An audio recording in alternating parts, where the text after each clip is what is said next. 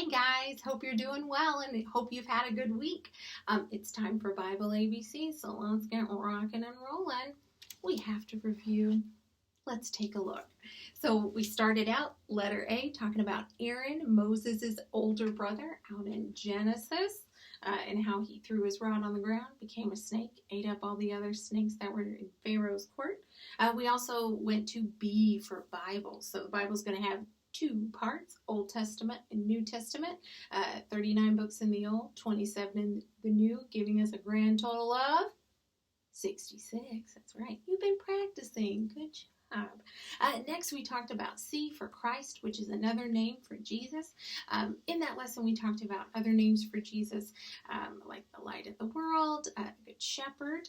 So always fun to remember those. D for David. We talked about the characteristics of David that made him a man after God's own heart, how he was a good friend, how he was faithful, how much he loved his family. Next, we talked about eyes, and we learned about Jesus healing the blind man using mud. I'm going to move around a little bit. Stuck. We talked about how Jesus used the mud and put it on the gentleman's eyes, and he was able to see.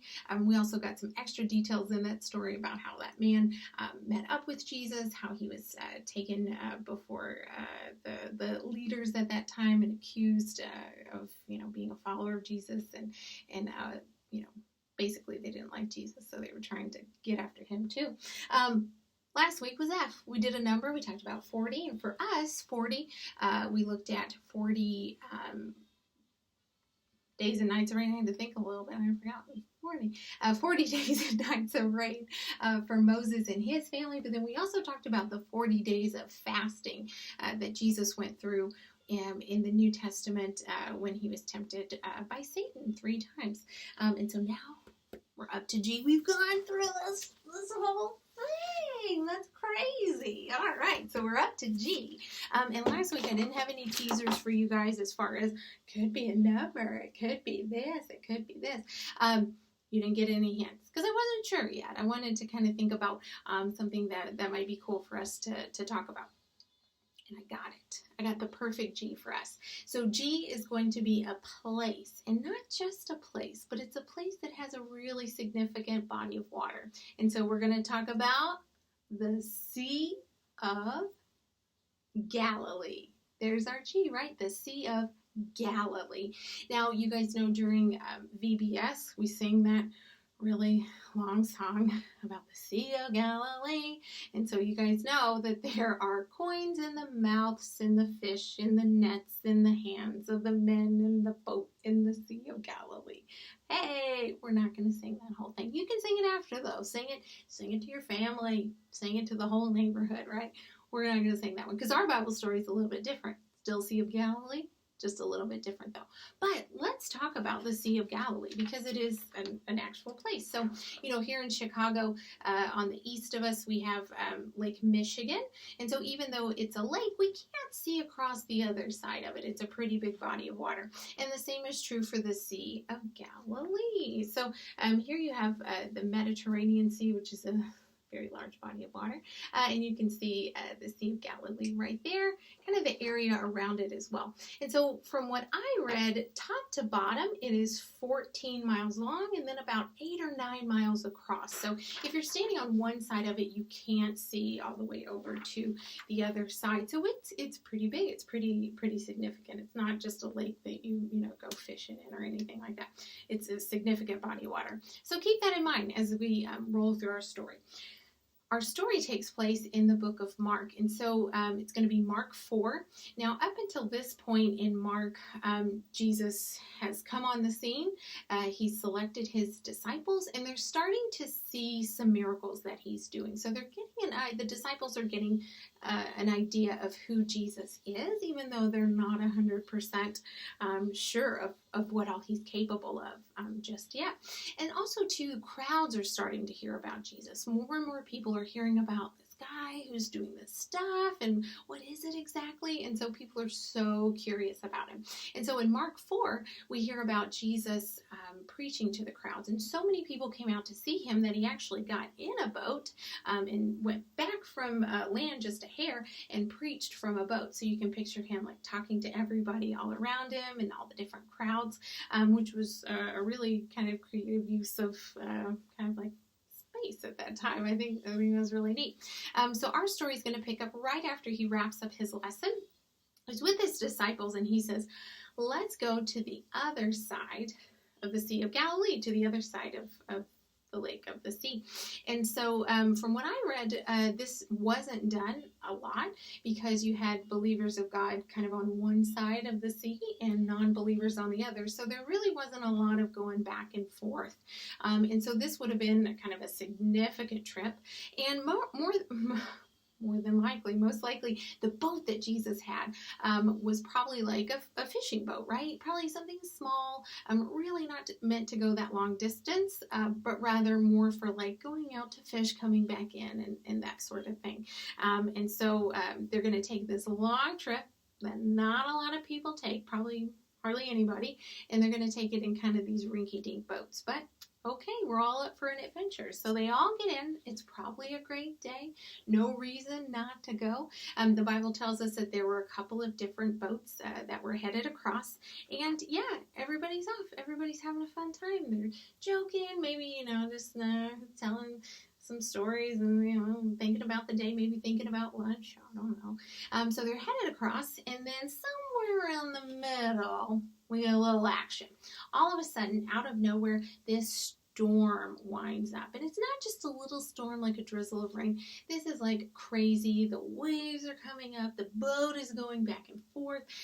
The rain is coming, the thunder, the lightning. This is bad news. So you can imagine the disciples are terrified. They're in this little fishing boat. There's all this rain. Oh, why did we even come? They're probably like, what in the world? And then they kind of start looking around like maybe Jesus knows is anybody, Jesus? And lo and behold, Jesus is asleep. So it's kind of funny to picture like the disciples kind of going wackadoo all over the place, all over this boat, scared to death, and Jesus is sleeping right through it. This is a snooze fest for him. And so what they do is they go and they wake him up and they say, Master, help us. Don't you care that we are about to die? So they're panicking. They know what's going to happen, right? They're fishermen, but this is a little bit beyond their scope of fishing, right? So Jesus kind of gets up, and you can kind of picture Jesus maybe like stretching a minute, like cracking his neck, and he's like, all right. So he goes out, and with his words, he says, peace, be still. Different versions say quiet, calm, things like that. You get where I'm going with this. He speaks to the heavens, and all of a sudden, the storm stops. That's it. No more rain, no more lightning, no more waves. So with his words, he was able to stop the storm in its tracks. And you can imagine his disciples like, wait, oh, well, that's one way to do it, perhaps, yeah. And so he looks at his disciples, Jesus does, and he says, oh, ye of little faith, why were you so worried? So kind of the idea of like, I'm with you, you've seen what I've done.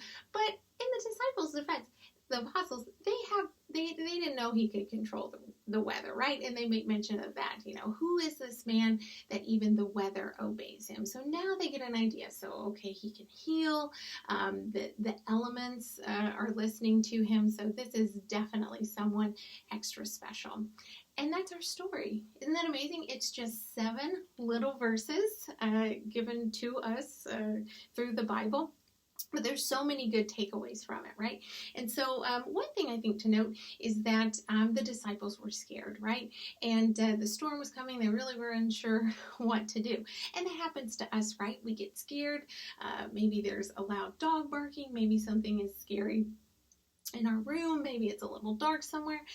So many things to be scared about. But just like the disciples, when they were scared, they went to Jesus, and that's exactly what we should do. Because we know that Jesus and God want to take care of us. They want us to feel safe. And the way that we can let them know how we're feeling is through prayer. And so one of the things that you can train yourself to do and to be mindful of is that when you do come into those times where you're feeling a little scared and unsure, just say a quick prayer. Say, Father, please help me. I'm so scared right now. I'm not sure what to do. If you can help calm me down, help me get through this, I would really appreciate it. In Jesus' name, amen. So something simple like that, just acknowledging that you are scared, but also knowing that you can rely on God and Jesus to help you through it, which is important and always a good reminder too, because it's not a sin. It's not bad to be scared. We all get scared. Everybody gets scared. If I see a mouse, I'm terrified.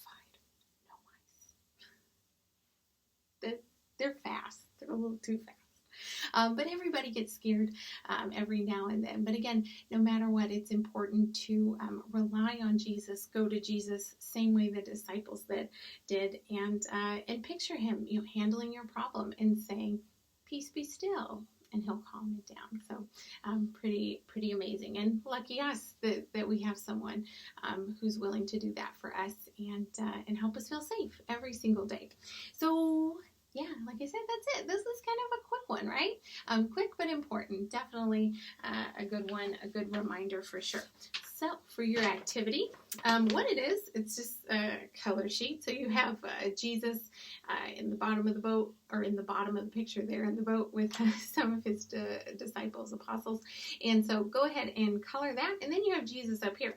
And then you have all these like storm clouds and stuff. So you can make them like extra angry and everything. But what you'll do after you're done, you fold this part back and then fold this part forward, so that when you look at it like this, you have like the big storm going on, help us, Jesus, help us. And then peace, be still.